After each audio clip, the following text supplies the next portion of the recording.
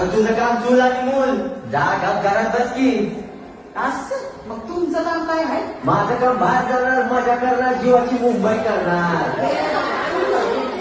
काय सुरू झालं? कंपॅरिझन. कोणतं रिझन?